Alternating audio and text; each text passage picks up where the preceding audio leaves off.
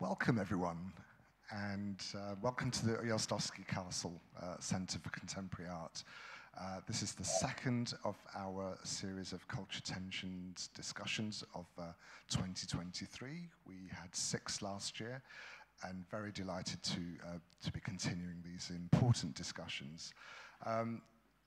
We had a discussion almost 12 months ago on the sacred and the profane, where we started this conversation around the kind of balance between humanism and the metaphysical. So we're delighted to kind of delve further into this discussion around the subject of spiritual renaissance.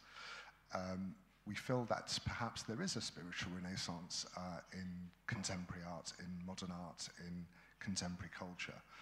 And we're seeing perhaps a kind of disruption in everyday life and everyday society, where the metaphysical, the divine, the spiritual being and presence is much more at the forefront of art and culture. Before I introduce our wonderful speakers, we've got a fantastic international range of guests. I just wanted to plant a thought by probably the founding father of existential philosophy, Søren Kierkegaard, who became quite a profound Christian in a very personal sense, not in an institutional sense. But he asked some very basic questions, which perhaps might be a good way to open this discussion. Come in, please. So Kierkegaard, in the 19th century, asked some very fundamental questions. He asked, where am I? Who am I? How did I come to be here? What is this thing called the world? How did I come into the world? Why was I not consulted? And if I am compelled to take part in the world, where is the director? I want to see him. I think that really does set the context of where we're going to go in this discussion. So we'll be speaking for about 1 hour, 20 minutes. Let me introduce our speakers, and then we shall get moving. So, first of my home guest is Agnieszka Kolek. Agnieszka is my co-curator on the Culture Tensions series. She's an artist, curator, as well as deputy director at the Ujazdowski, one of the 3 deputy directors. I knew her when she co-founded the Passion for Freedom Festival in London, and it was an innovative, very groundbreaking festival because it was showing art that was forbidden, art that challenged notions of safe spaces, art that took risks, particularly showing artists who were at risk in other countries, particularly the Middle East, for example. In 2015, at discussion in Copenhagen, that discussion was attacked by terrorists, and there were some fatalities, but Agnieszka bravely continued the discussion, which was on the subject of art and blasphemy. And irrespective of what the terrorists were trying to do, which was to silence public discussion, public debate on these difficult subjects, Agnieszka bravely carried on with the discussion. Secondly, I'm absolutely delighted to have with us online in Ukraine the artist Daria Hlazatova. So we're delighted to have you. Welcome in virtual space to Poland, but we are, I think, in complete solidarity with you in Ukraine, and hope that, well, we just hope, really. So the reason I invited Daria is that she has a brilliant Instagram presence. She has 157,000 followers on Instagram, and she combines that with showing her art, creating expressive performances, but also it's counterpointed with the horror that Ukraine is experiencing with the Russian war and the Russian invasion. She's a wonderful artist, illustrator, and has shown her work in both the UK and the USA. Her work's been featured in many manifestations, from album covers of fairly well-known music bands. Her work has appeared in videos, and it's also inspired the fashion couturist Zahir Murad, who is quite a well-known couturist. I noticed that on Twitter. Daria's work is very much about spontaneity and expression, and that's reflected in her motto. Her motto is, "Draw first, think later." So do follow her on Instagram. You'll get a real sense of Daria's thinking as well as her art. Then our next speaker is from Krakow, which is Łukasz Murzyn. Yes, Łukasz Murzyn. So welcome, Łukasz. We're really pleased to have you here. Łukasz is a lecturer and Dean of the Faculty of Arts of the Pedagogical University of Krakow. He's also an artist, creates video work, installation-based work, and performance. He's also exploring virtual reality as a new media form. He's exhibited in many group and has had many solo exhibitions. Murzyn experiments with the context of art, linking new media with the psychology of religion and the liturgy of the Catholic Church. He's interested in questions concerning heritage and the crisis of culture and civilization, and has authored several essays on art and on these themes. He's also an independent curator, and I believe you might be curating something at the castle at some point in the future. And then our final speaker is Lubomir Arsov. Welcome, Lubomir. Lubomir lives in Canada, but was born in Bulgaria. And he's an artist that works principally in the field of animation, as a director and a writer. We showed one of his films last year at the Sacred and Profane discussion, which is called In Shadow, A Modern Odyssey. And you can find that on YouTube. It's had 6 million views so far, so nearly 6 million, 5.9 to be precise, million views. So I would encourage you to see that, that wonderful animation. Lubomir's work explores the psychological, parapolitical, and spiritual dynamics that define the momentous period that we currently live in and that we're trying to navigate. His work very much explores a dystopian society that we seem to be living in.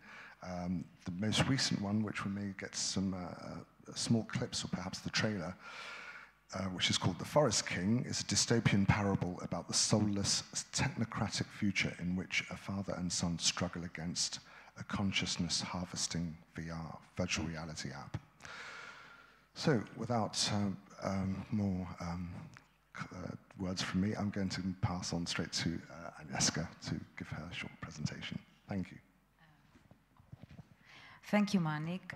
Thank you for coming. It's great to see the audience here in the castle, and I do hope we have a crowd online on the YouTube live streaming. Please do join our channel. You can also view the previous discussions on the YouTube channel. There is always a full-on streamed version and edited one.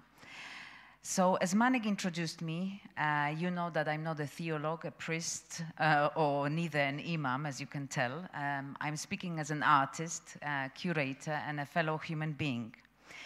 Speaking of spirituality, we cannot forget what all beings want: happiness and to avoid suffering.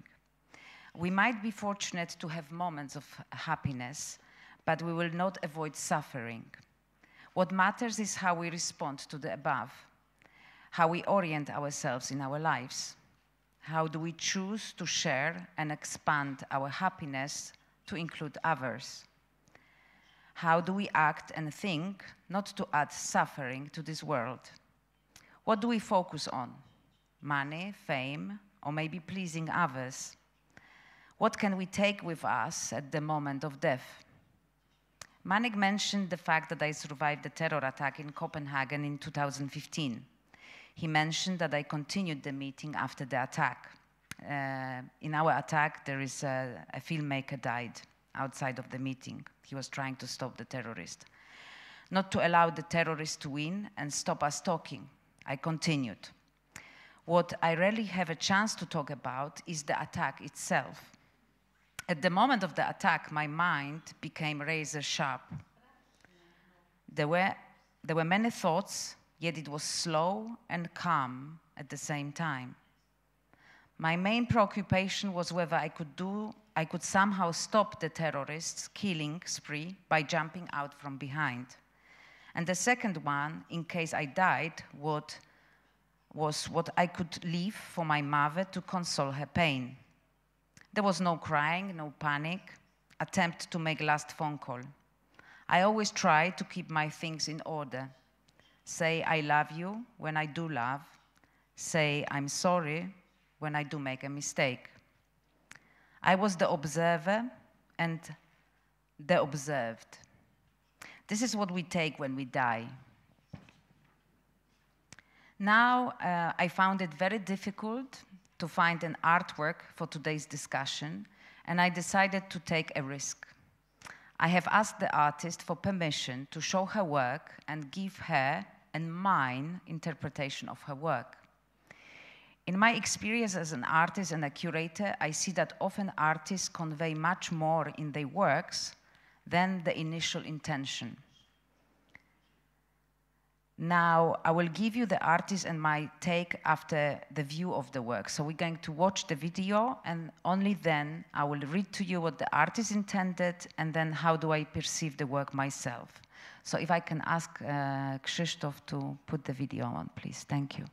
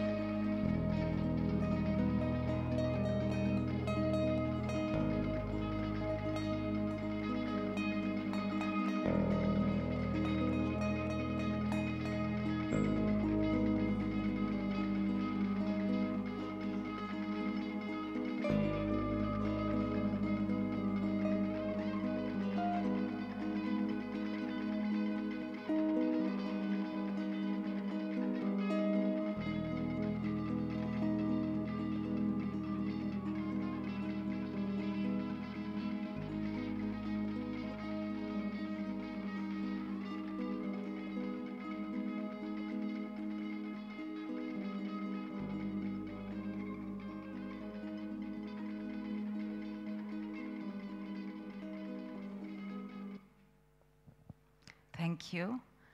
Laura Jean Haley speaks of her work, The Siren. There have always been stories told about the beautiful, alluring, and ultimately dangerous sirens who lured sailors to their untimely deaths. It has always been men who told stories of the sirens, and these cautionary tales were used to warn men of the dangers of the seductive female. By playing to and embodying these traditional cliches, beautiful, dangerous, and always naked, the film seeks to both challenge these sexual cliches and to finally give a strong and powerful voice to the siren.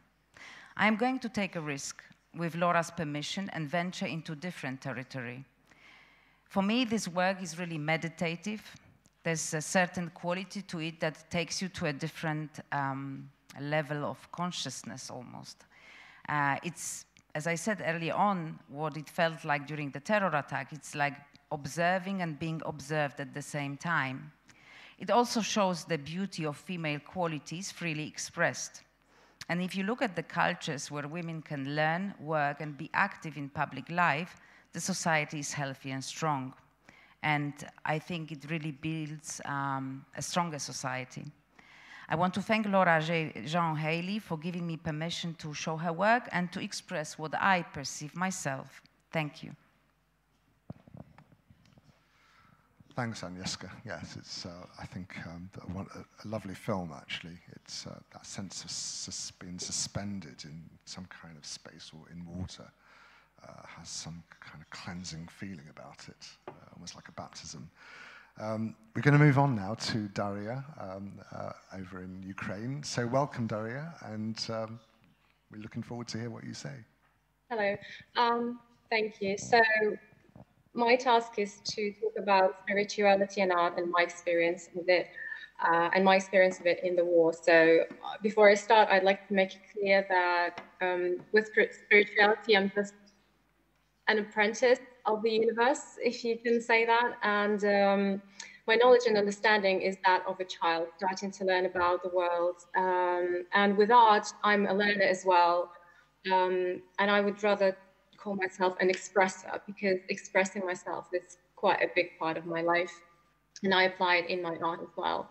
I actually know more about myself than art or spirituality, which probably is helpful in both phenomena. So why I started to draw was not necessarily to learn about art, but to learn about myself, to learn about my potential and abilities, the world around. Plus, it also felt like meditation. I felt like I could explore my boundaries on a sheet of paper.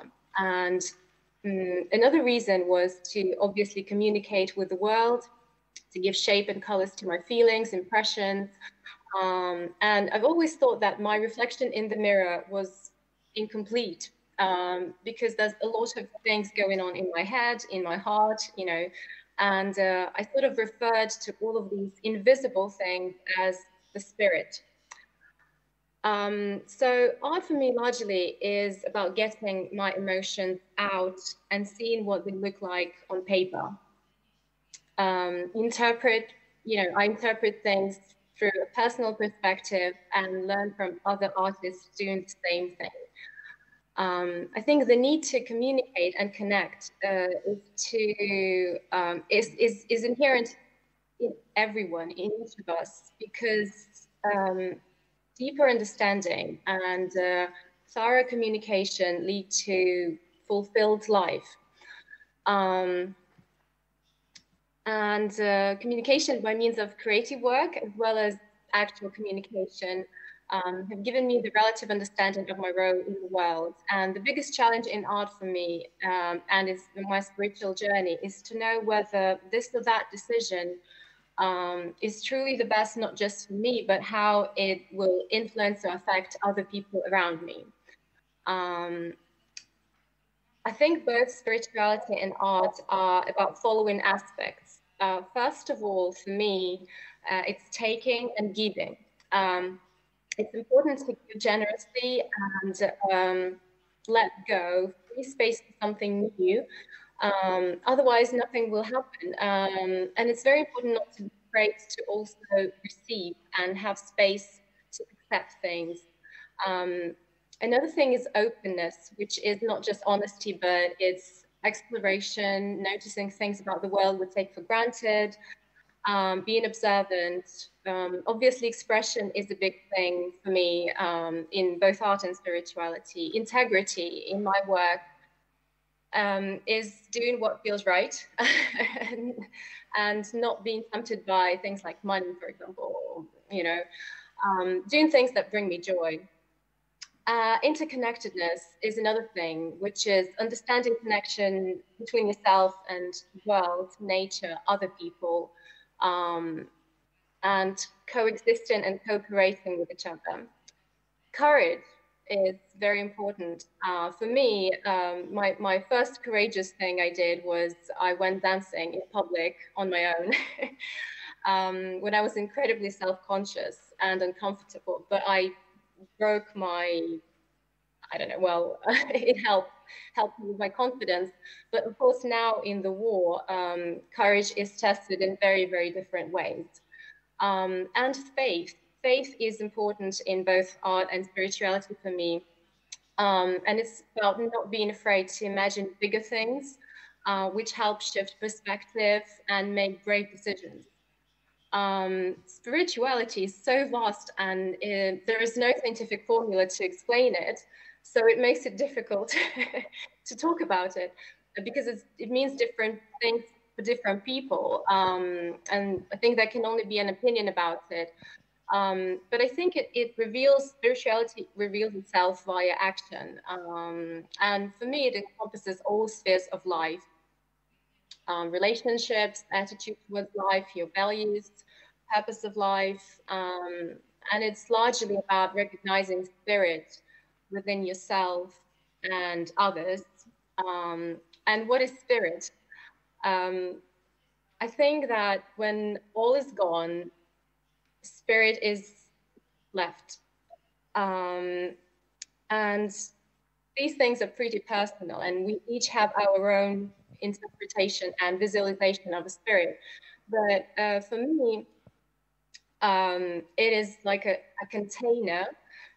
I visualize a container that sort of shapeshifts into a mass of things and emotions and experiences, and then it empties itself again. And I think this container is made out of very strong material, stronger than we think. It's something like mithril, if you know The Lord of the Rings, which is a very strong material. As I say, I think that the capacity to receive and give in spirituality and in art is quite important for me personally. And staying in the present moment, understanding things about the present moment in the context of time, keeping one eye on what's going on now and another eye on what's going on around you in the world. It's all about connection, relation to other things and people. One of my favorite quotes by Rumi is, "What you seek is seeking you." I think by sort of choosing a spiritual way of life, I believe that we sort of send signals into the world to attract similar, to attract people with the same values, with similar values, of people you can learn from, and different experiences that make your life feel more fulfilled. In my life, I've had unbelievable coincidences happen, and I sort of think of that as signals that I sent into the universe. I know it sounds a little bit mad, but I've done commissions during my work as an artist. I've done commissions for my favorite musicians that happened completely by coincidence, by lucky coincidence.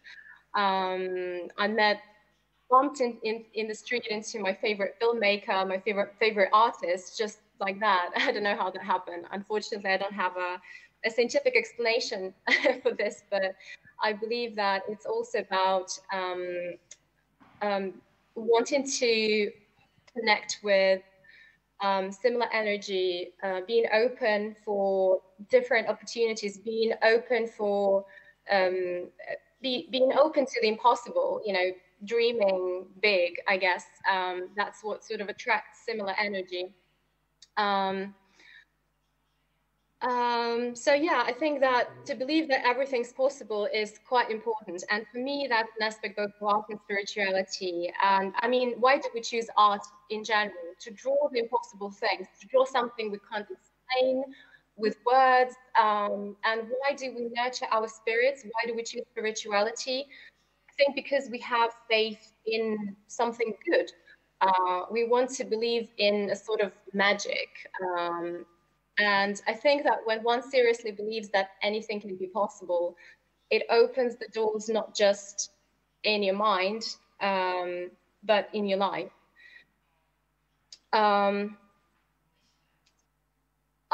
Speaking about art, as much as spirituality is also about acceptance and generosity, integrity, interconnectedness. What I see around, obviously, I recycle into my drawings. And by sharing my work, I invite the viewer to see what's going on in my world. This openness, I think, takes courage. And I'm sure that everybody who's creative, who makes something, will agree with me that it does take vulnerability, it does take courage to put out something out there, to share what's inside of you. Drawing has largely been a means of learning about the world. And for me, it has been serving as a natural cycle of expressing my emotion, different kinds of emotions, which has been very helpful for my mental health and for my physical health. And drawing and making art is, for me, it's my movable feast, and it provides constant joy and adds creative aspect into all spheres of my life. If I were to describe the relationship of spirituality and art in my life, I think art would be the subject that I study, and spirituality would be my education. I see both as means to recognize the fullness of life, to see life in full colors. And what I really hope to achieve with my work is that the viewer sees the spirit in each of my drawings, because I take a lot from the world, and I want to give back as much as I can. So art, as I say, is one of the tools for me to learn about spirituality, much like nature, much like relationships, life experiences, the good and the bad. And unfortunately, my present situation, which is the war in my country, is also, or has become forcefully, has become a tool for understanding spirituality and art better, or at least in a different way. A year ago, my homeland was attacked in a full-scale invasion by Russia, which brought a lot of terrible experiences, terrible emotions, pain, and trauma to millions of Ukrainians like me. In the very beginning of the war, I asked myself two questions. How do I survive this war, and what can I do to help? Or what is my role in all of this? And these two questions sound completely different, because one concerns immediate well-being of yourself, and another one is about the well-being of others. So my answer to this was, I save myself by doing as much as I can, by helping. For me, this answer contained a very strong spirit, which gave me strength to go on every day. And it still gives me strength to go on, because the war, unfortunately, is not over yet. We don't know how long it will go on for. But my answer that, I save myself by doing as much as I can implies interconnectedness, courage, integrity. So in short, all of the things that for me constitute both spirituality and my practice as an artist. Obviously, my experience in the war hasn't been straightforward. I have been struggling, trying to accept that such incredible evil is even possible in this world. And there's been a lot of anger and pain every day. And I still find it unfathomable and difficult to deal with. But I will not try to attempt to describe the war with words. So what is the role of art in all of this? That was also one of my questions. Is art really as helpful, and is it necessary in the horror of the war? Will art and beauty save us? Unfortunately, I had a sad answer to this, which was negative. Art is not made to stop evil. Art is not capable of shielding you from bombs, at least not immediately. But I can't say that in the first days of the war, I was very preoccupied with art, or in fact, thought of myself as an artist. Rather, I thought of myself as a problem solver. As I say, I see art as one of the subjects in the school of spirit. So it's a tool, and I started to use it as a tool. What I've been doing is using my work to fundraise for my friends who volunteer to defend our country. So I basically took art as a tool to help. In the war, all things suddenly become very, very simple, and you strip yourself of all material wants and needs, and things that used to seem very, very important for you may lose this importance in a moment. Your only priority is to survive, and the sudden realization of the value of your own life, of the value of life of others, is quite overwhelming. The war has made me realize that more than anything, that the awareness of how our choices may affect us and other people is very important. If you spend your life striving for integrity of your spirit and understand the importance of cooperation, I'm sure you will have a capacity to deal with very difficult problems. And of course, we never really know the consequences of our actions and our decisions immediately and how they may affect others, but at least we can try to make a decision that you feel is right at the moment.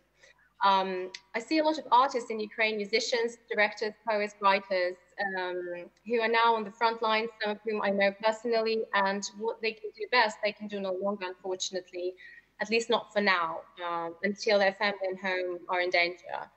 And this, for me, manifests spirituality, this understanding of interconnectedness, that what we do has an influence on the lives of others, is the responsibility for our own choices, and this is being committed to our values. Thank you. Thank you very much, Daria. Give her a round of applause.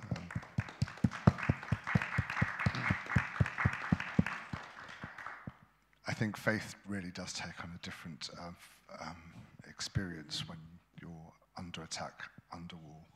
Both in the two presentations we've had so far. So I think there's a lot for us to think about on that. We'll be opening out for further discussions, but after we hear our final two speakers, I'm going to move on to Łukasz for your presentation. So fire away. Is it working? Okay. So I would like to say a few words not only about my art, but also about the wider context of the art world in Poland, because the Polish art world is special. It coexists with the still relatively widespread Christian and especially Catholic religiosity. A significant share of the religious component in our imagination causes the phenomenon of Polish metaphysical, religious and sacred art. And Okay. The independent culture of 1980s, which was the reaction of artists to the totalitarian control of the authorities during the martial law, can be considered as a phenomenon on a global scale. The boycott of official art institutions was accompanied by artists' turn towards sacred spaces, which became alternative galleries. Here we have Bethlehem Vehicle by Jerzy Kalina, 1984, an installation made after the murder of priest Jerzy Popiełuszko by the communists.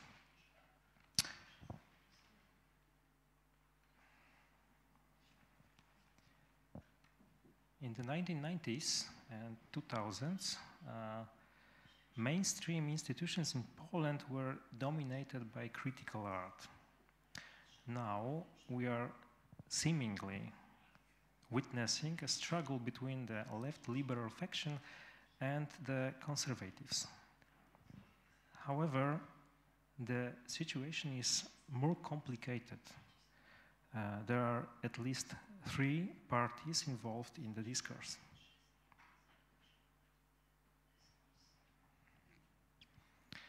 On the one hand, there is a group of ultra-conservative artists who combine traditional ideas with traditional art techniques, especially painting and sculpture. Ignacy Czwartos, Merciful Jesus. There is a great exhibition of Ignacy Czwartos in Zachęta National Gallery now. However, there is also a struggle between the 2 factions of postmodernism. According to Hal Foster, the postmodernism of resistance deconstructs the old structures of meaning. By contrast, reactionary postmodernism uses new art languages to tell old myths.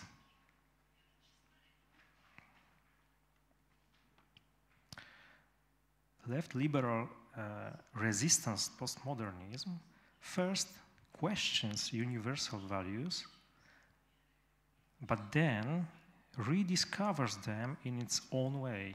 Paweł Możdżyński writes about artists discovering the sacrum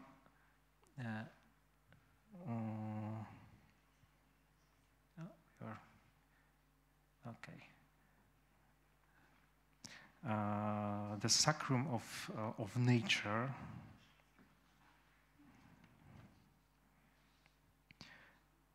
and before the sacrum of the body. I mean this work by Grzegorz Klaman as Emblems, 1993.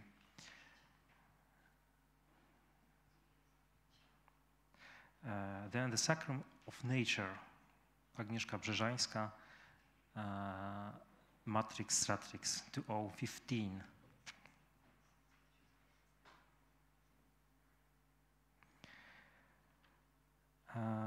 Here we have Tadeusz Gustav Victor, Lux Umbra Dei, Light is God's Shadow, and also Ewa Zawadzka from the Matter of Silence series. Here we can take about the sacrum of emptiness, which is also important in this context.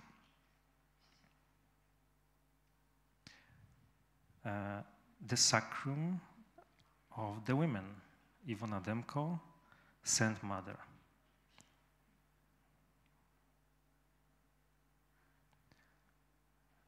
Or the sacrum of death, Katarzyna Kozyra, Animal Pyramid, 1993.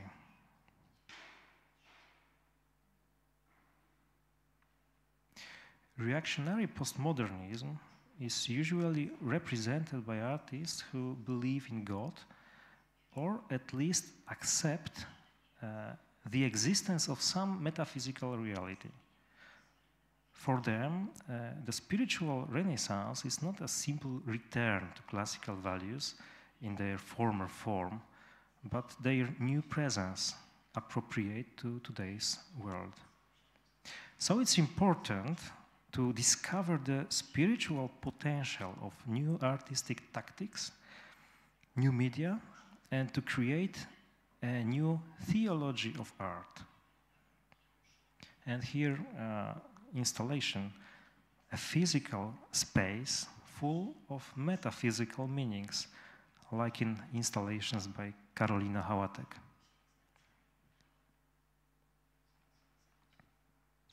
Video art.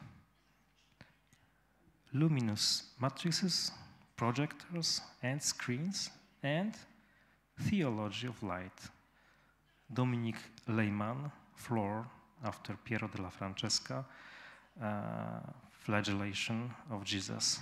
This is an interactive video installation. We can watch ourselves on this floor of Flagellation of Jesus and think, what are we doing here, who we are here in this situation.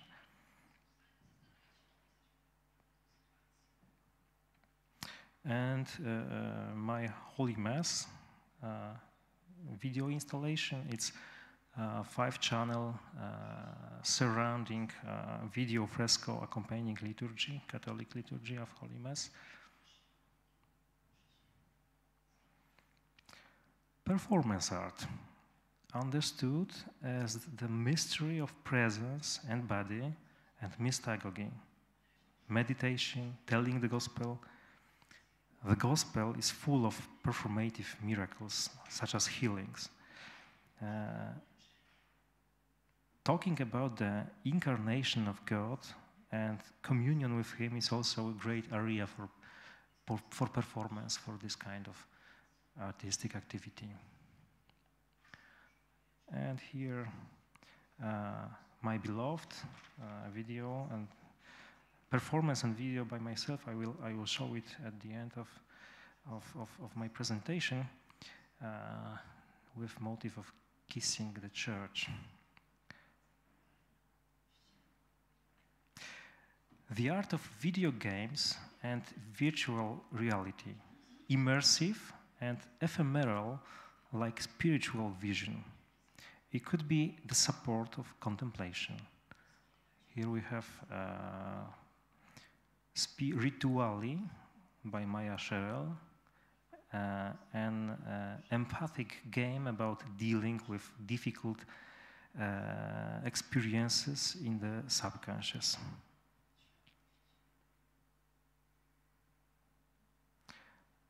Anna Grąbczewska and Marek Grąbczewski, New Jerusalem, virtual reality space. This is a visualization of New Jerusalem, the city described in the Apocalypse of St. John. However, it is not only about showing the golden walls, gates made of pearls, or foundations made of precious stones described in the Apocalypse.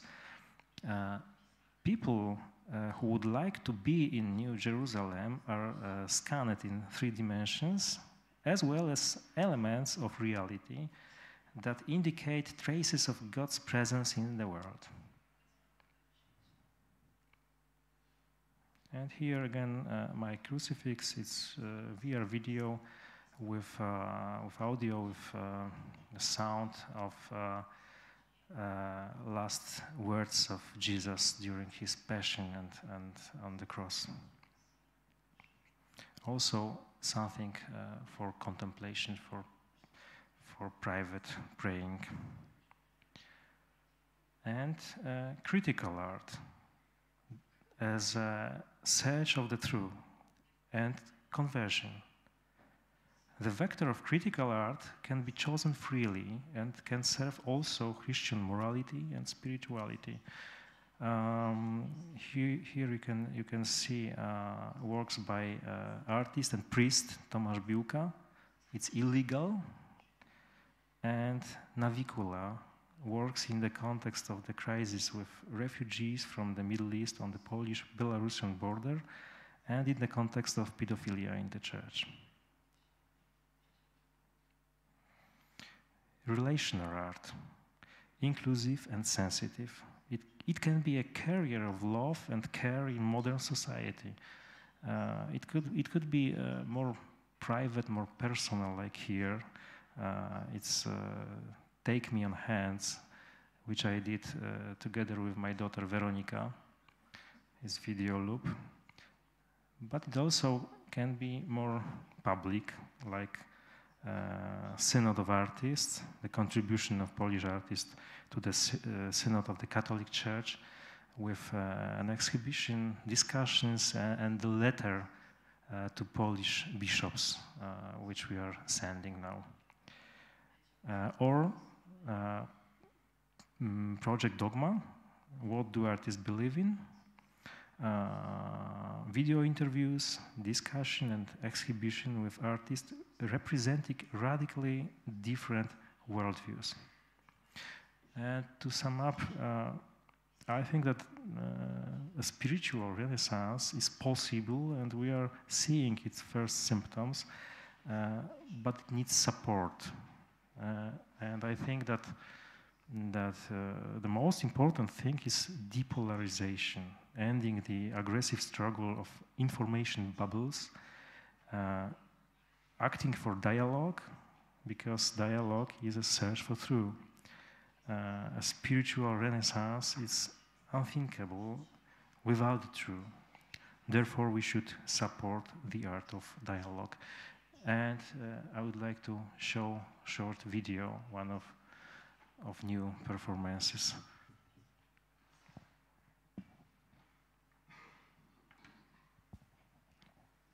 It's My Beloved.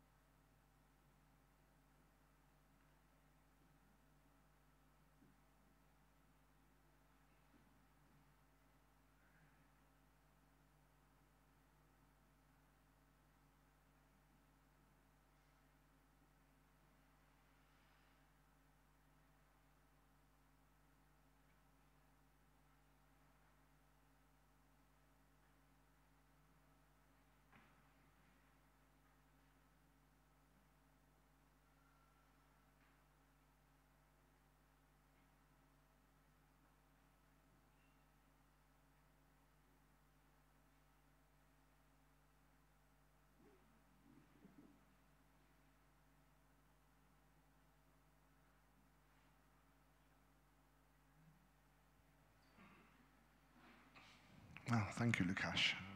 The intimacy and the power of the kiss and the sacred. Yeah, quite provoking too. Very beautiful also. We shall move on to our final speaker, Lubomir, and look forward to hearing your thoughts and your work. Thank you to both Daria and Łukasz. I'm going to flow with what feels alive to me, but I'd like to ground this with a little bit of a little table of contents. I'd like to speak about the general ecosystem or the mythology that I feel we are in at this time. And within that ecology, what the mission of the artist is, or what I aspire to. Excuse me. And lastly, what my approach is to art. But I'd like to ask that we see the Forest King bits before that, if that's possible. So the trailer first? The trailer and the clips. The trailer and the clips, so we have some context.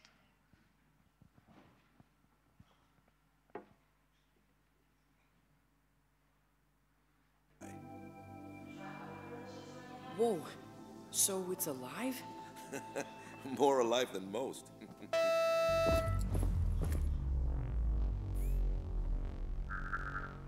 Excuse me, is there a problem? This zone's for blue tier only. You're green. Green can only travel in a 2-mile radius. What? This was a green zone just last week. For everyone's safety, it is now blue. However, we have a promo for the credit disadvantaged. Boost your credit score to blue tier with the installation of a wellness tracker and gain access to all zones. We're happy as we are. Please make your way back to your designated zone. Look, I just want to show my son the tree. Activate rapid point deduction for loitering. Head back now or suffer further credit penalty.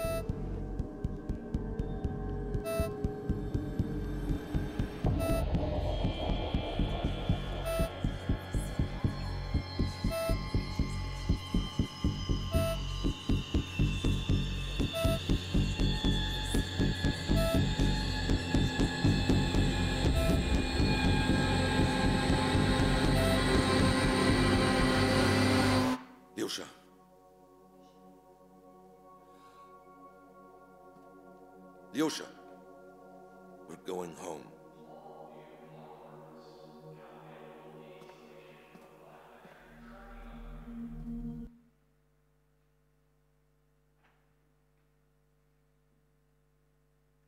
Right here.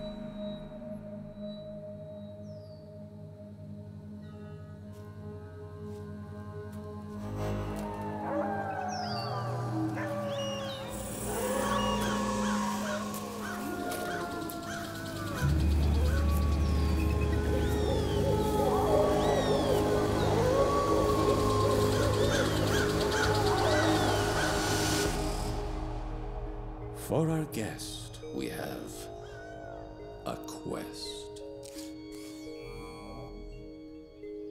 In the king's court of fun and pleasure, find the tree of infinite treasure.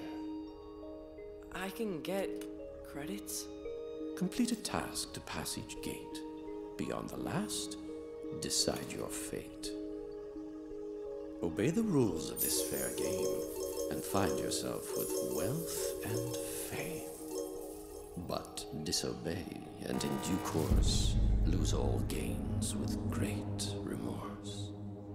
In return for great delight, all I ask for is your light.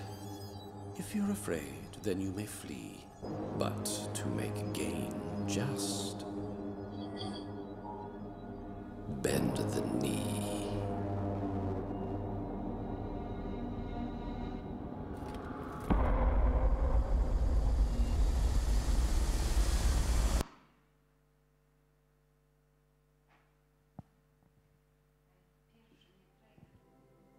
Dad, why don't we just get more credits, like the others? It's not about earning points, son. It's about remembering what's already in here. And growing that. Think of the boy, Popov. Not everything's about... We're not for sale. They all begin as player 1, but most get reprogrammed into an NPC. It's when the user loses individual sentience and starts operating under the game's algorithm instead, and... Obey the rules of this fair game, and find yourself with wealth and fame. If you're afraid, then you may flee, but to make gain just...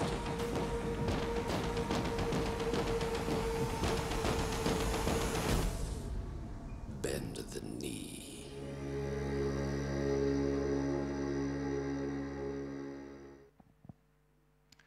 Great, thank you. Thanks. So some context, we saw two separate scenes from the film and then the trailer. So I'm exploring in the most simple terms the battle between the synthetic and organic. This is how I'm framing my reality at the moment. And we're seeing increasingly around the world, specifically in the last 3 years, in a much more exaggerated way, the invitation by the mass culture, what some call empire and others call the machine. I think the machine is a very apt term for me to use for this force that is generated through a lot of us and moves through us, which asks for conformity and a submission of free will to a certain more collective and disempowering stream of thoughts, emotions, and behaviors, which naturally take us away from the core of our own being, of our heart, and of course from spirit.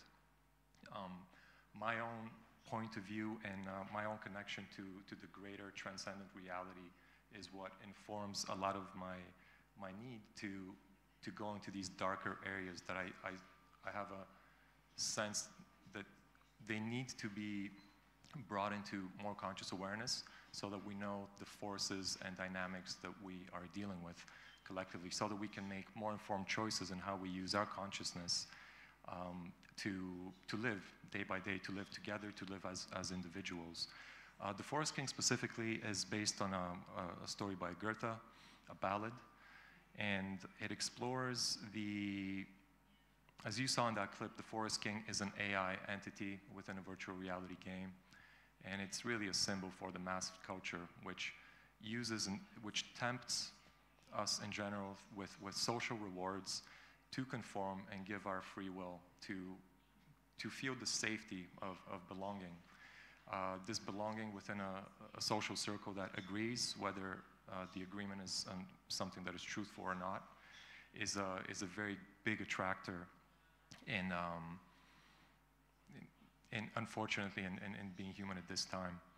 So the general mythology that I see is the two forces. One is a degenerative force, and the other is a more generative ascendant force.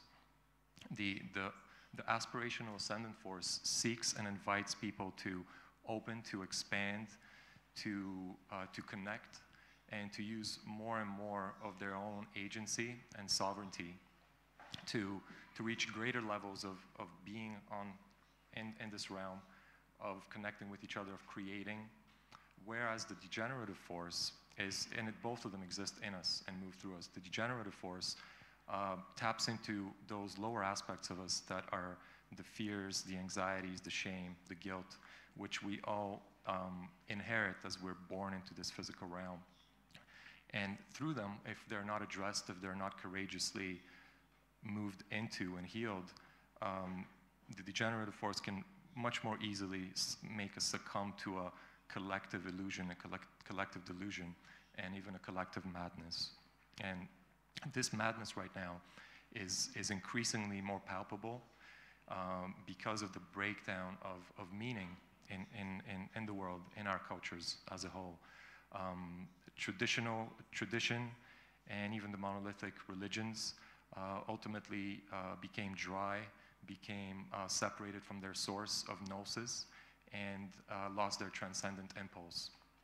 Religion, from what I saw, have seen, has turned, and perhaps for the last millennium, has been mostly an exoteric, an external form of rites that are not connected to the true mysteries of the esoteric, which is the true transformative communion with the source, with the Godhead, where true creativity and inspiration, to be inspired, to be entered by spirit, to be inbreathed. So there's a responsibility to the type of art that I would like to see, which brings vitality, spirit into our realm. What that necessitates is artists who take responsibility for their own well-being, for their experience of reality, and how clear of a vessel they are for truth, wisdom, love, and all the higher virtues.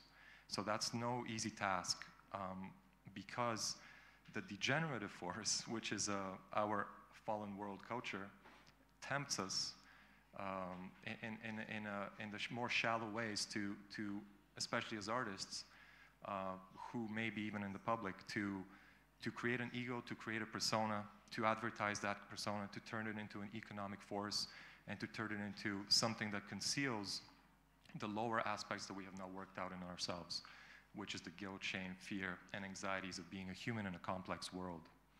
So the task here is, as an artist, and if we're aligned to truth in service of harmonizing the world into a higher order, without being delusional, without any visions and delusions of grandeur, without the egoic force to advertise oneself as a certain image. The challenge is great, because what the mainstream culture and what the machine rewards is more and more synthetic artificiality and artifice. And in fact, it rewards the repetition of the same opinions and viewpoints that it propagates. And those same opinions, emotions, thoughts, and behaviors turn us into more and more of a hive mind of automatons.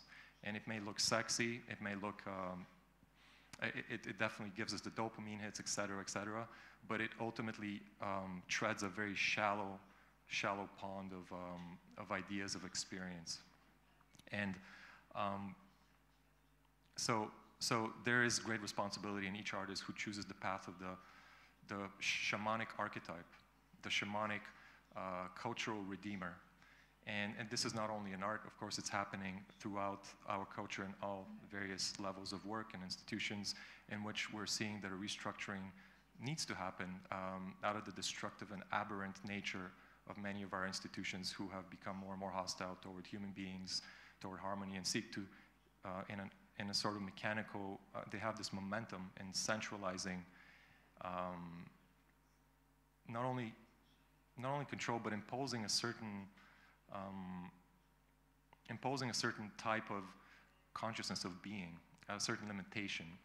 So within all that, we have something like I try to do with the Forest King, which is I felt a responsibility in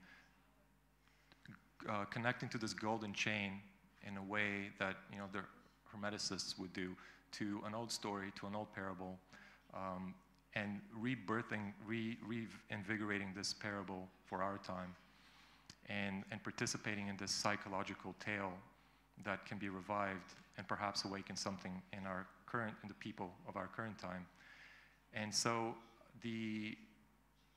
some of the things that I explored with this film are, how is our free will taken from us? It's not done by force. It's always by an invitation.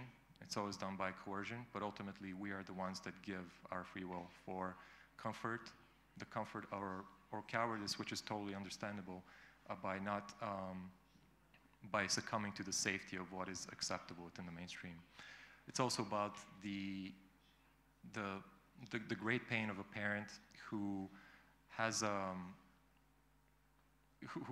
difficult task of dealing with a force they cannot really control, which is the digital realm, and which has the ability to warp and of course enrich and educate, but also has the danger of warping and in a way taking the soul of all of us. And so so there's it basically deals with that great challenge. And as artists, I feel it's very important for us to be looking back into tradition just enough that we know what is true, what is real, what is wise, and then to also have enough agency and vision in our current time to renew, to bring in new visions, and to bring more and more expansion into where we are. Last thing I'd like to touch upon is the emergence of AI art, which is a very contentious issue right now in art circles. I find it both exciting and also very, in a way, adversarial. And of course, everything has a polarity. I see AI and the digital realm as a great ally and also an adversarial force which helps within the conscious evolution of humanity. Why?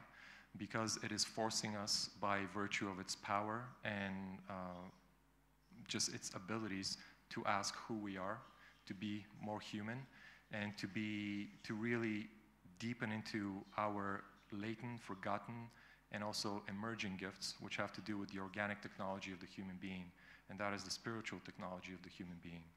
And I believe in the coming decades we will be seeing a lot of that a split between people who choose to live in a simulated reality in which it's much easier to tap into beliefs, thoughts, and behaviors that are rewarded through whether it's social credit score systems, digital currencies, and all form of other coercions. That is one way that certain types of consciousness will choose to live. And I believe another segment of the population will choose to develop and move into the spiritual or the inherently organic technology that is inherent in us and more people are tapping into. But that, of course, requires facing a lot of our inner disharmonies, a lot of our collective trauma, and healing the collective nervous system. So I find it to be very fascinating. And going back into AI art,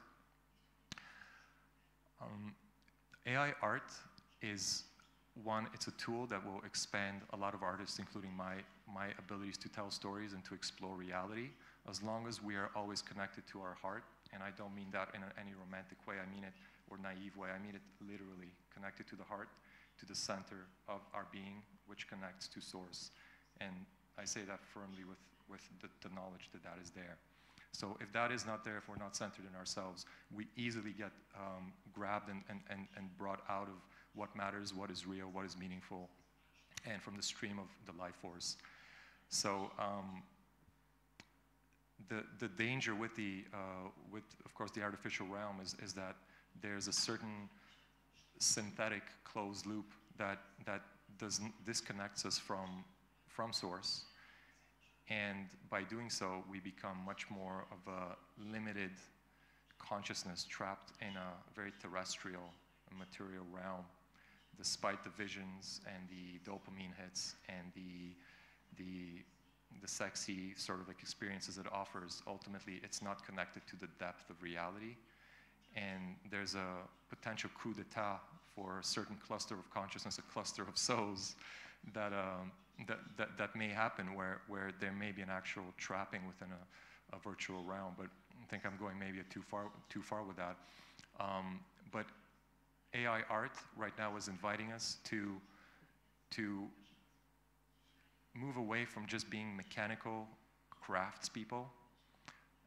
In animation, the field that I work in, a lot of people are into craft and producing beautiful art, beautiful pieces that serve a greater project. But in my opinion, it's not always in service of what greater art is. And so the challenge now is, by virtue of the obsolescence of a lot of professions and potentially a lot of art, is what is art? What does it really mean? Can we connect to a deeper part of us? Can we bring more meaning into art? What is it that makes a human being a human being? And what is art really? Is it just random swatches of colors and shapes? Or is it something greater? And I see the AI art as a beautiful adversarial force to deepen us into making more beautiful art, more like deeper art.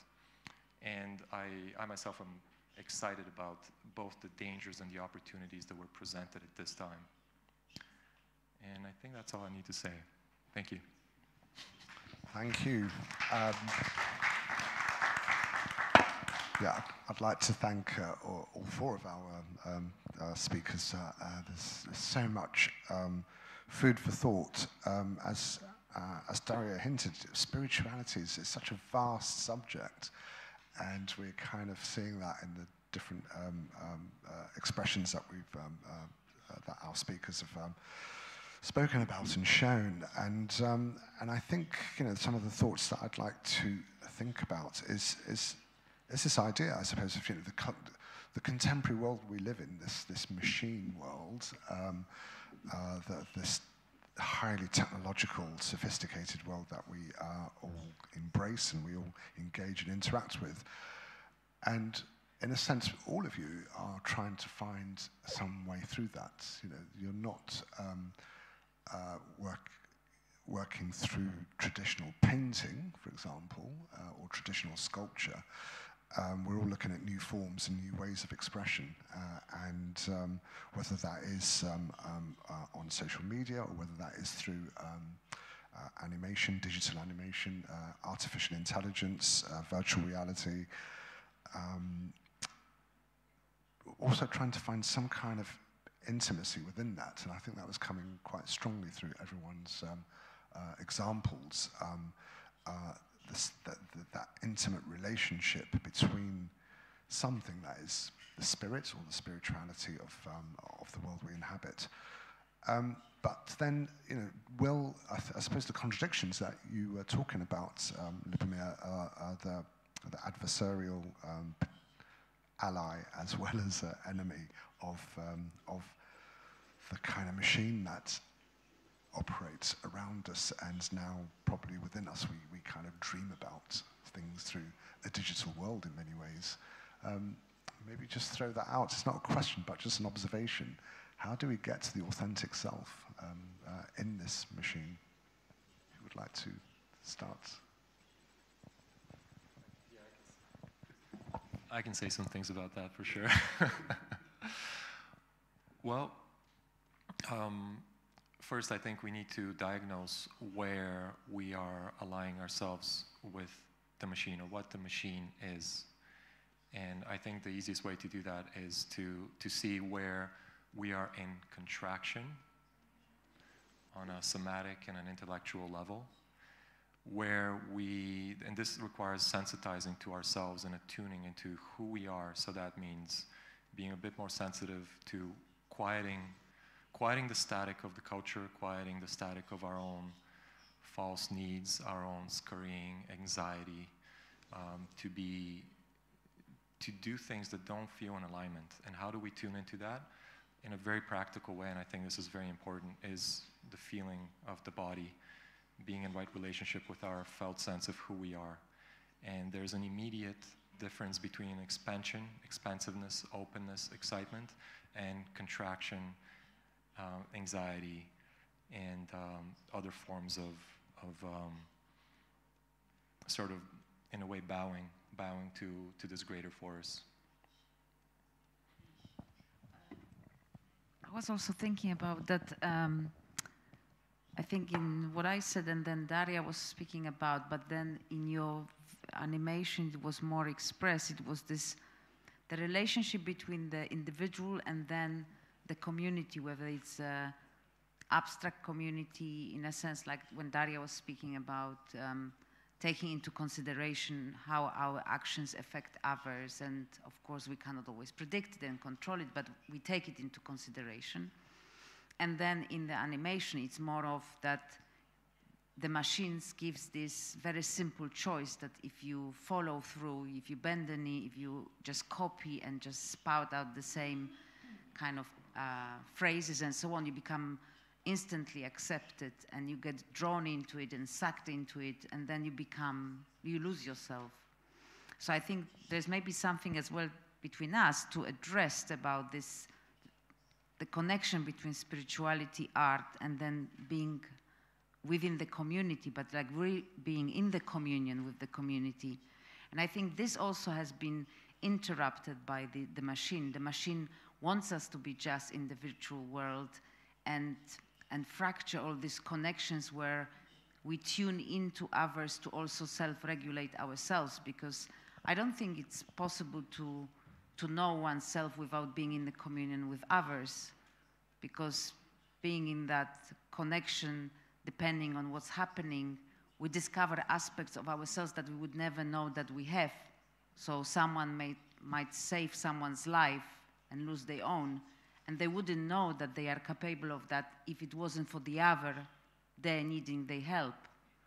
And that's, of course, a very dramatic example, but there are others that we discover the qualities we have while we're doing things for others and being in communion with them.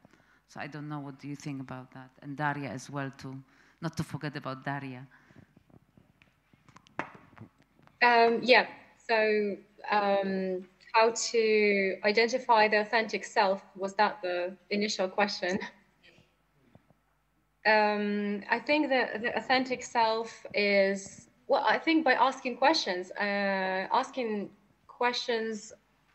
on a daily basis, really, questioning your motives and your desires, and as you know, as it was said at the very beginning, what am I here for? Who am I? What am I, you know, why am I doing this? Why am I doing art? Why did I choose to do this? I think if you genuinely answer and think about these questions, then you get to know yourself better, and then you get to know your motives, your motivation, and I think it helps the authenticity, you know, to the integrity, to do things with integrity, and to understand what your values are. But I do agree that, however, you know, we think authentic self, we think something about ourselves, but actually we are part of the whole thing, the whole world. And I know it probably sounds cheesy, but I think we do understand ourselves better in relationship, with, you know, with others, with the world. That's great. I think that personal relationship is so important. And I suppose with Łukasz, you are probably the most explicit about Catholicism and the institution of the Catholic Church. I think Daria and Lubomir have come from maybe a different starting point, but yours is very much within an institution of a religious institution. Maybe you can talk a bit more about that. I can say I love the church, like in the movie, like in the video. Well, I would like to tell something about the artificial intelligence and this area. Well, I think that artistic media are just tools, and we can use it in many ways. We can open those windows in many directions, and I think that artificial intelligence in art is also just a medium. But if main companies which works on artificial intelligence has a great plan to create a self-conscious global artificial God, I think it's metaphysical, but it's dark metaphysic, and the main question is the question about in the context of artificial, the question of the true, the question of the true, the question of our chance to survive in this kind of context, and to stay human, to stay conscious. And this is maybe it's not you know the answer very close to Catholic Church point of view, but for me it's religious. Sure, and just to follow on from that, how does the Church respond to your work? Because there is an interesting fine line within it. It's very sensual. It's complicated. I could say that it was hard to get the permission for this for this performance, but it was not hard to get the permission from the church, but from my wife, because she said this sphere, it's reserved for me, so be careful.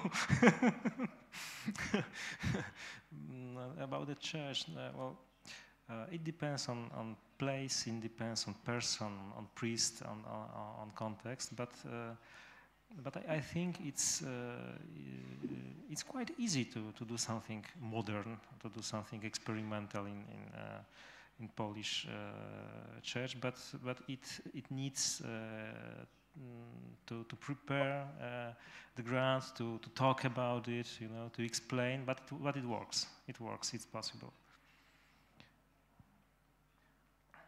Yeah. It's not even, it's just an observation. When I was watching the performance, the video of performance, I could sense uneasiness watching it. And then I had this reflection that I've seen so much gore and blood in art galleries that doesn't move me anymore. But seeing someone tenderly kissing different artifacts in a church was disturbing me. So I found it really interesting that the gore, the blood, the guts doesn't do anything, but someone being really tender and gentle, it's something completely different. You don't see that in art galleries and major museums. You are always shocked and disturbed and beating over your head with something. You almost expect that as a given. Yeah, I think that's a fair point, actually. If I can say something more about it, I have a problem also with this work because it's quite, ugly erotic, quite ugly sexuality. It's not, it's not aesthetic, but I think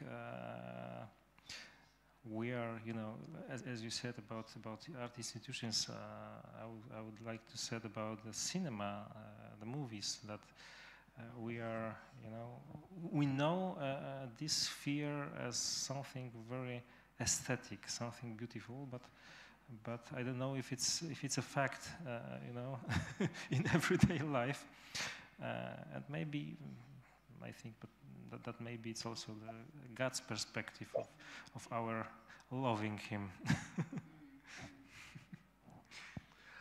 Maybe we can open out to the audience if there's any questions or thoughts from the presentations, or even your own personal point of view.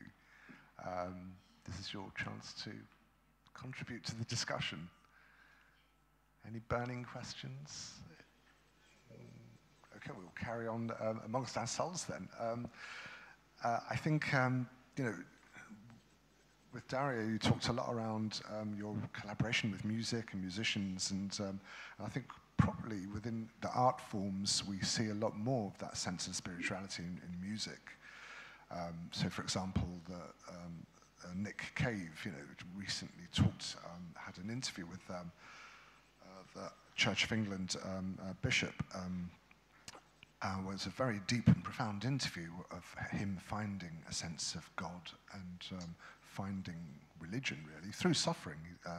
Two of his sons died, but there's quite a strong relationship between music and spirituality, probably more so than other art forms. And maybe we can. Do you have thoughts on that? It seems that contemporary art in postmodernism, if you start to embrace that notion of God or the notion of the divine, people may think it's probably a bit kitsch or a bit naff sometimes. Having worked in the contemporary art world, it feels, the observations that I can make on it is that either religion is appropriated or the symbols of worship, ritual. So in performance arts, people like Herman Nitsch, and Marina Abramovich, may embrace some of the surface aspects of ritual and the shaman, but I'm not sure about the authenticity of it. But I think you're looking for something a lot more that connects beyond the the performative. With you, Daria, some of your expressive performances in dance and movement, which are so captivating, but they're very personal pieces. They're not so much public performances, but there is some sense of the shamanism going on there, I feel. Well, what prompted me to do this kind of video dance thing and to share it was that I was just doing it for myself. And so what prompted me to do this was probably my confidence in myself. And I thought, why don't I share it with others and see what happens? And that's one of the things about the social media and the internet, that, you can just share things and it means you're open for feedback. And it's also one of the practices for me to sort of practice openness and just connect with other people. So this is what I do at home, in between drawings. So I do little performances, I do dancing, and that was just me deciding to share it. And I think that the moment of sharing, the act of sharing is also, there is also a lot of spirit in it. Well, obviously it depends on what you share, but there's spirit in the openness, there's spirit in sharing, in generosity, and also in the ability to accept whatever may come your way. Because it's about some kind of vulnerability that you put out there. So yeah, I mean, what I do is just express myself in different ways and see what, learn about myself and learn about other people, because what the kind of feedback I get about what I do is kind of also probably a reflection of my work and what my work does to other people, which, I'm constantly surprised with, because what people write to me, how my work helps them, which is, for me, is unbelievable. Is truly makes me so grateful that, I can help in any way, or I can inspire someone or make someone smile with what I do. And you touched on the shaman, the idea of the shaman, in your presentation, Lubomir. That seems to be something that is a symbol and a manifestation and embodiment that is quite, we see a lot of that in contemporary art too. But within technology, how do you kind of inhabit that in your world? Well, I think it's in the same way, because the shaman is a walker between worlds, and as such, the shamanic archetype, the shamanic artist, has to be venturing into territories that the general culture is not able to or willing to go into. And by doing so, there's a level of sacrifice, of maybe isolation, pain, etc. But to access these worlds, there is, of course, discipline, there's initiation, and there is facing one's own demons, one's own past, one's own heritage, both ancestrally and familially in this life. So in the digital realm, it is the same. And I think as we go more into augmented reality and the virtual reality world, I'm going a bit far here with some esoteric aspects, but there's a certain elemental consciousness that, in my experience, exists within that realm. So there is a different type of intelligence from, if we're speaking shamanically, there are nature spirits and there are elemental spirits, and there are, of course, many other spirits within our terrestrial realm, with the celestial realms that the shamans deal with. And of course, there's a lot of fractured souls and other aspects. Within the digital realm, I feel that we will be seeing a lot more of that. And again, to go far, because just this is where my mind is, and this is where my thoughts go. I do feel there will be certain intelligences, whether they're self-organizing, synthetic intelligences that form within the AI and have their own patterns that can interface with us, or they're discarnate intelligences that tap into the virtual reality. The shamanic types will be dealing with those at all times. And of course, within the shamanic, within the astral and etheric realms, you're always dealing with tricksters, you're always dealing with shapeshifters, and you're dealing with beings who are trying to either gift you and help you, or to trick you, seduce you, and tempt you away from who you are and trap you. So this is within the shamanic mythology. One has to be very well versed in who they are, first and foremost, a sense of centeredness, what they stand for, what their values are, and from there do the work that's necessary in helping others in soul retrieval, and bringing visions, secrets, and inspirations from the other world to our world, to infuse it with inspiration for a higher order of being, of conduct. And so the game, I think, is the same. Is the shaman is in service of harmonizing the whole, and always in service of the light. Of course, we can be dark shamans too, but that's just my stream, and that's my game. Agnieszka and Łukasz, have you got thoughts on that? Well, about shamanic, I think about the performers, because if we think about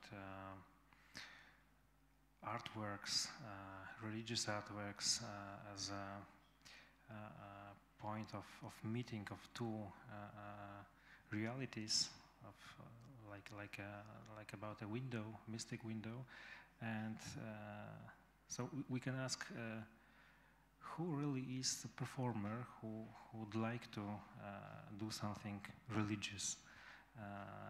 If in performance, not only the body, but also just the person is a medium. So we are in kind of shamanic situation, you know, and so we are standing in this kind of art activity on the border of two realities, as you said, you know. So this is the most interesting for me, because it's not proscenic, it's not the art which also artists look at from the distance, but you are in this situation, in this point we are talking about.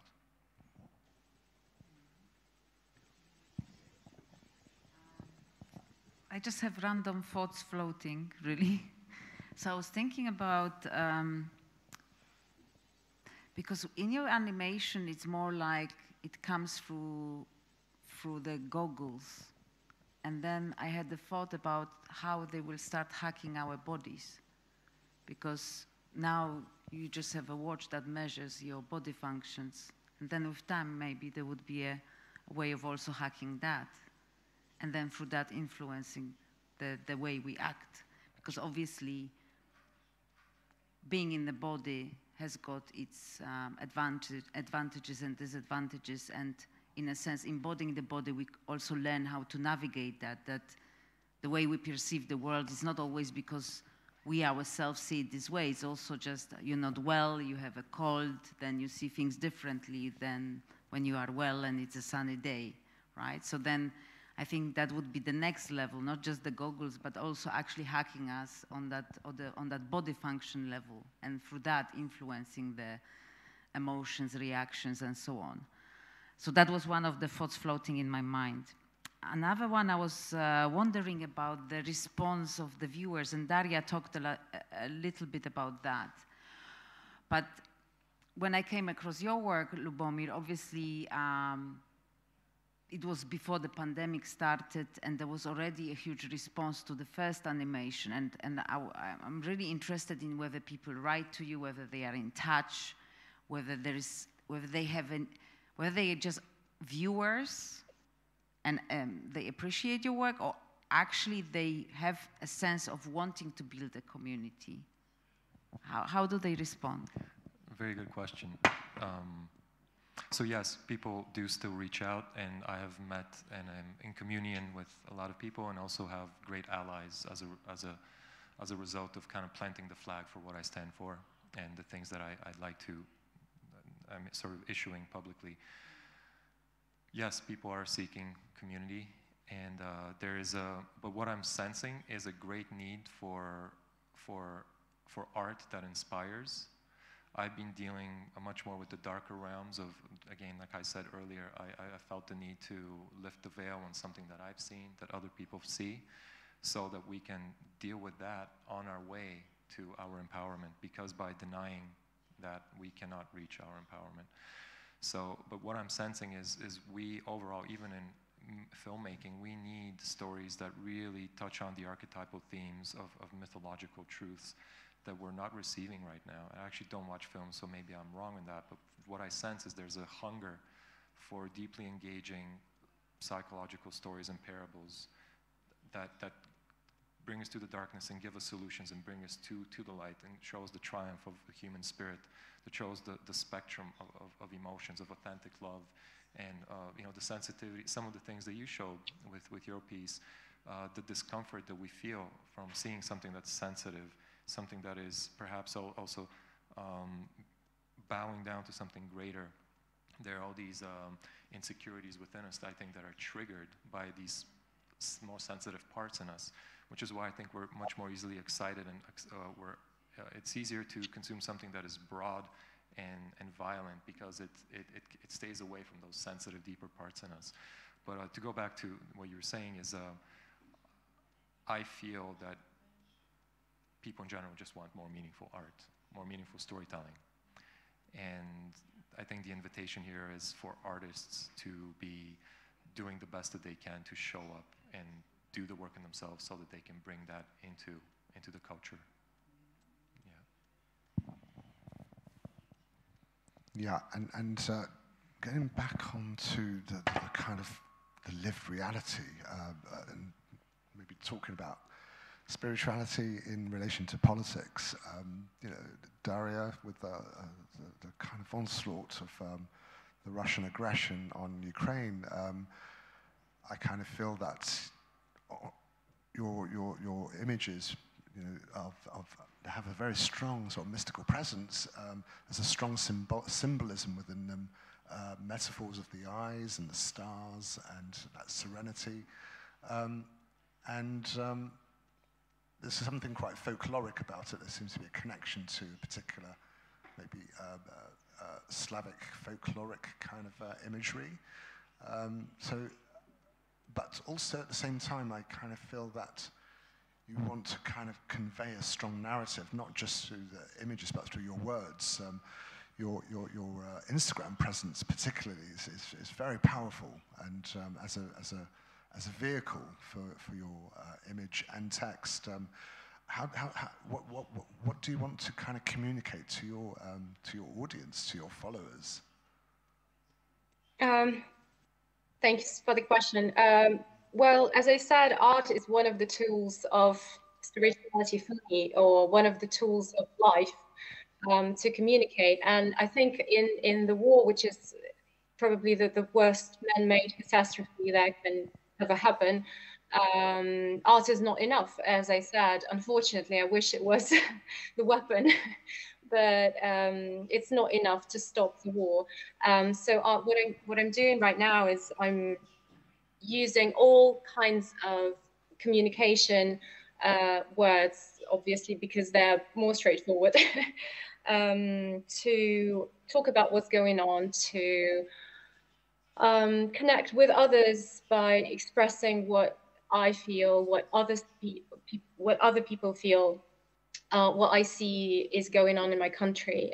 And I think that's very important to, I mean, for me, it is important to not just be an artist and then have a life separately. But for me, it's important to be, like, to strive to be a good person, to strive for integrity, and to have this integrity connect with your art, with what you do. So, you know, art and spirituality and everything is all mixed up in my life. And so I can't really just draw and then have, you know, my life separately, or somehow not speak up about what's going on. So I do speak up, but unfortunately, or fortunately, I don't know, I just find it very difficult to draw war, but I know that a lot of people do. My Ukrainian colleagues, they do sort of journalistic illustrations, documenting what's going on, but it's not really it's not really what I want to do. So I continue with my usual type of work, which is it's quite difficult to create under pressure in such uncertainty. Physically, it's quite difficult with all the blackouts and air raid alerts, and obviously. But yes, I'm trying to communicate via different channels in different languages, in the visual language, in the language of words, in you know. Yeah, I think we still need to be reminded of beauty, and I think that's so important when one encounters the horror. Just thinking, Łukasz, the very first slide you presented of, I think it was one part of an exhibition that was here at the Ujazdowski of Polish artists during communist rule, looking at sacred spaces to show work, and that image of the death of a priest during the communist regime. Does your work embrace the political in your spirituality, in your spiritual art, and your embracement of this frisson with Catholicism? Well, I think yes. The main area of this engagement is the problem of social and idea conflict in Poland, which make us, people who cannot talk each other, who cannot work each other, which is horrible. It's that's why I said about that information bubbles, because I think that this is also the part of the problem. This algorithmic, putting people to boxes of ideas, to boxes of discourses.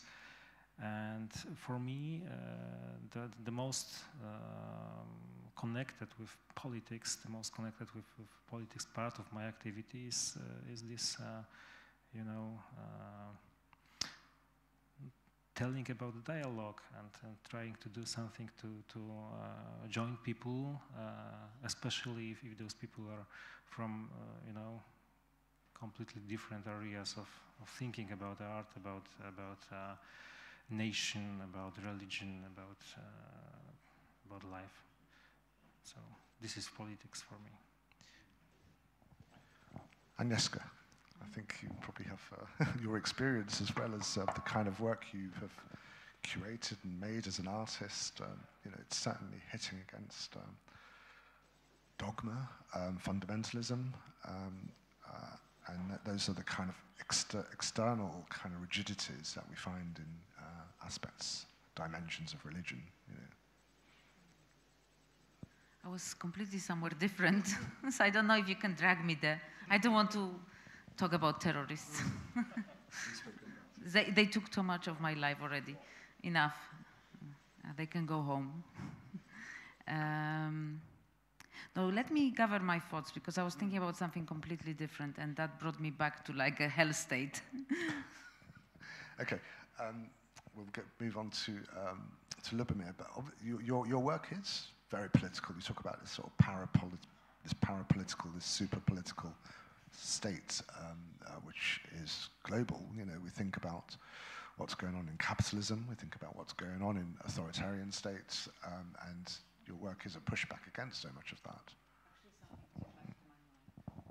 No, but keep your microphone, because that might link between Łukasz and you, actually. Because I was thinking, because Mary Harrington writes about it and divides the world into the physicals and the virtuals. And then I wonder whether with monotheistic religions, the more sets of values where they go back to belief systems, or set of values that they not necessarily based on belief but experience, so like in the East, Buddhism, Hinduism, and so on and so forth. So when we go more forward into this virtual world and the machine is swallowing more and more, what happens to the physicals? Does it seem that they would be like they would have to find a way of being and not just surviving but thriving, because there's also a matter of education and the next generations and so on. How do you see that going forward? Yeah, so you bring up a great point in that there's a difference between the conceptual and the experiential. So the conceptual is being much more is being in the head. So that taps directly into machine culture, it taps into the virtual realm and into the digital world. Experiential is more embodied, and that means it's present in the now. It's present here because the sensations of the body and emotions happen in the moment only, and they guide us to the experience of the now, where everything opens up to this greater mystery. So the people who are much more readily willing to be within the digital, virtual, synthetic realms tend to be oriented into the conceptual realm, in their heads.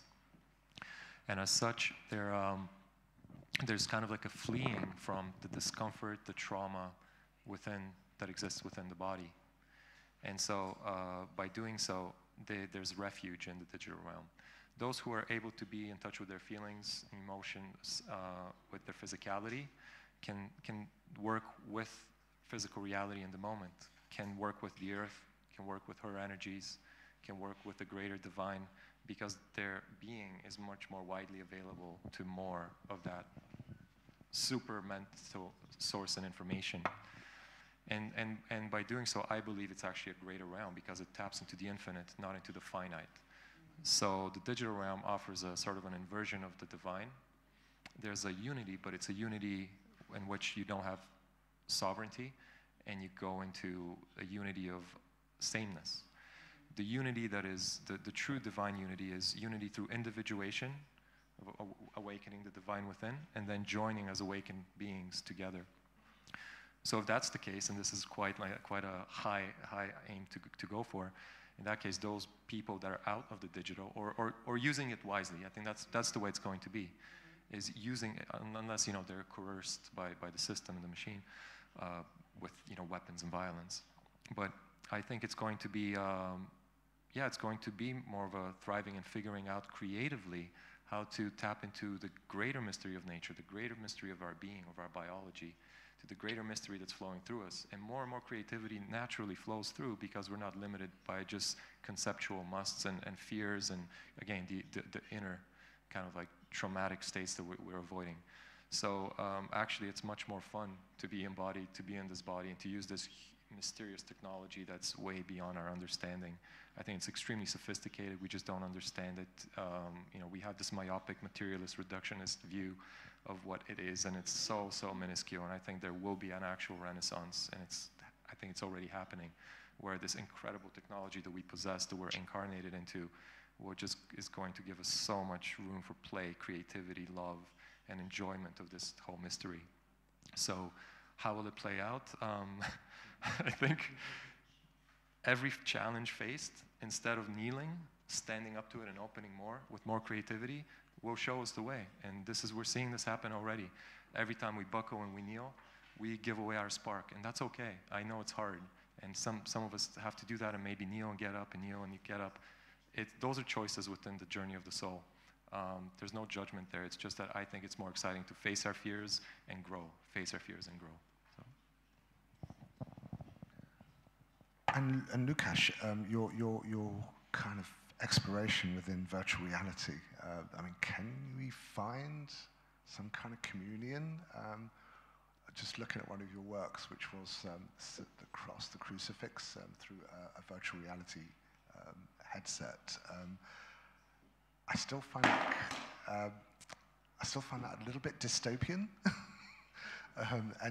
and certainly, just thinking when we had lockdown for 2 years and churches were closed, places of worship, collective worship and communion were closed, everyone was starting to do things online. So online religious services, online relationships with your priest and so forth. It kind of felt very disembodied, and maybe the idea of virtual reality and a sense of the divine or a sense of communion doesn't kind of, I'm not sure if it works. Are you deluding yourself? This is a provocative question. It depends, again, if it works. I think it's not for using all the time, and if we have a communion with him, this communion is, if it's true, it's not virtual. So for me, those devices, those tools are just like closing the eyes for praying, or while I'm praying to looking at the icon, and that's all.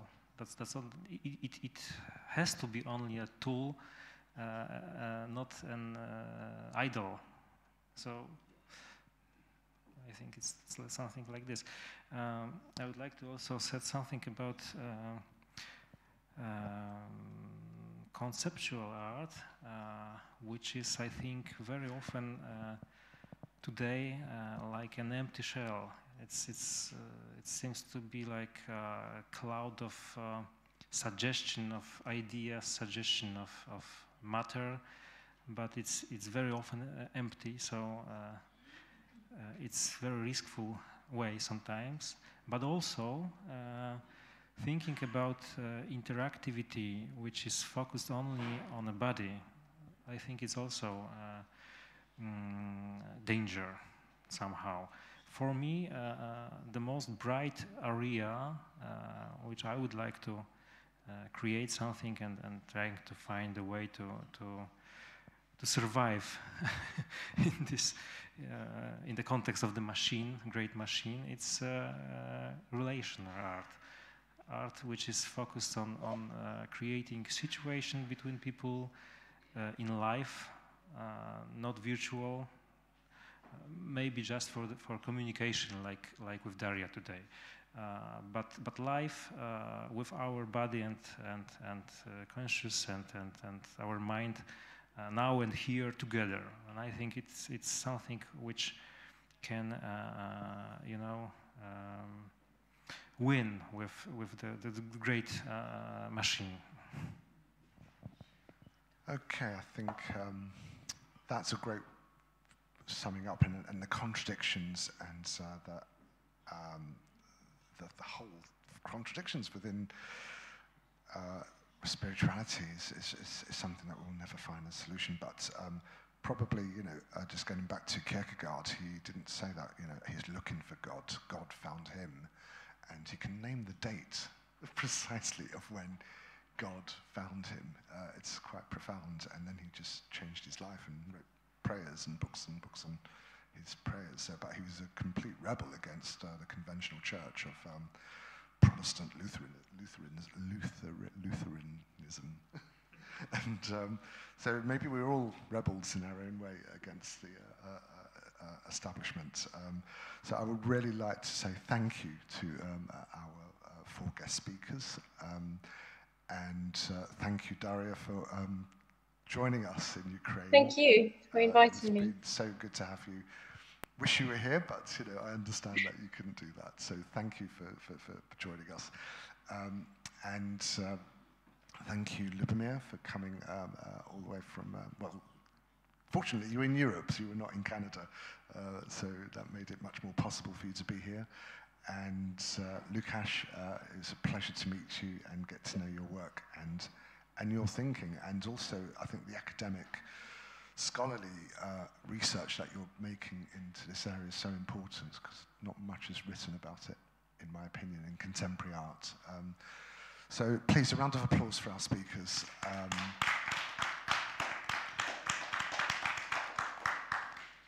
And thank you for being such attentive listeners.